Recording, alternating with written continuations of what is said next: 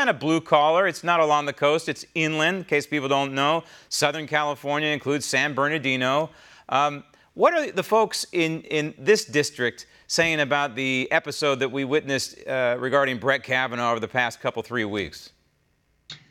Yeah, if you cut California in half, we would be the part that's America.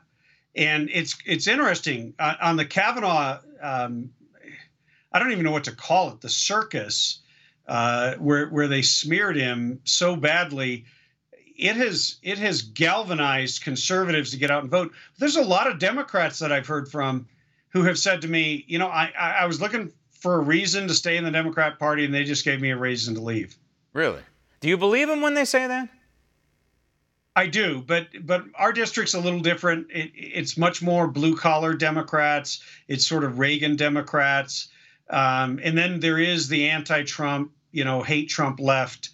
But they're a much smaller percentage in our district than they would be in like Los Angeles or Nancy Pelosi's backyard. All right, so let's look at California's 8th district. This is the district that you are vying for against another Republican. We'll talk about him in a minute.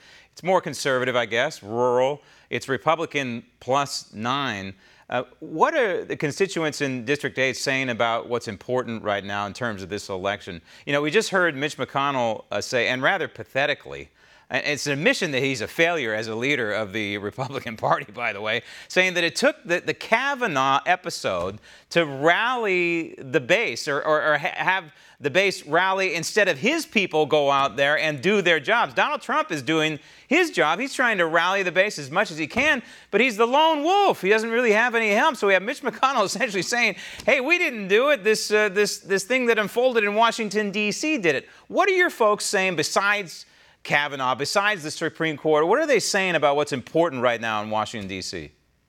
Well, I'll tell you what this whole episode did. It reminded people of what Steve Bannon said at CPAC. He said when the establishment comes together with the conservatives in the Republican Party, we can't lose. And fascinating, people in my district, they wanted Obamacare completely repealed. That was an epic fail. They wanted Planned Parenthood defunded. And of course, the guy I'm running against voted to fully fund it. And there's things like that. But the number one issue is a little bit surprising, maybe, given that President Trump has been elected. But the number one issue is, and it's a toss-up between immigration and whether or not you support President Trump. Because the as you stated, it's the blue-collar forgotten Americans. And there's a lot more of us than there are of the elites. We're the ones who put President Trump in power. And we want people in there that will have his back, that will stand up and get that wall built, that will actually restore the rule of law in a state like California, where we see nothing but anarchy, sanctuary state, and criminals being coddled by the Democrats and by the establishment Republicans who refuse to speak the truth about what's really going on. So what you're saying is the constituents are saying that this is a referendum on Donald Trump. And it's interesting, the president's endorsement, of course, is worth X amount. Certainly worth a lot, I think, in a primary. I'm not so sure in the general election, especially in California, how it translates.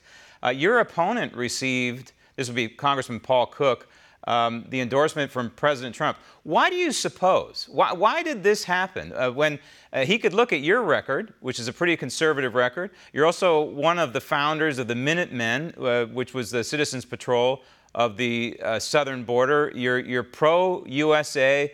You're anti-illegal immigrant. You align with Donald Trump pretty well. Why did Congressman Cook get the endorsement?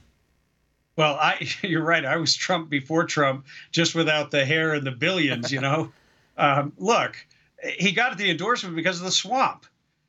We got to one of the gatekeepers and had an appointment set for the president to learn about me. And as soon as that reached the swamp dwellers who do surround the president, unfortunately, still to this day, immediately, we believe the RNC is the one who pushed the button on that tweet. President Trump never sat down and said, oh, let me look at Tim Donnelly versus Paul Cook.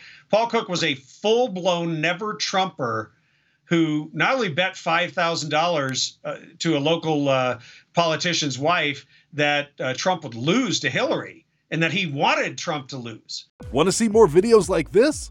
Click on the link below and subscribe to One American News on YouTube, and call your cable provider and kindly demand that One American News is added to your lineup. Call and subscribe today.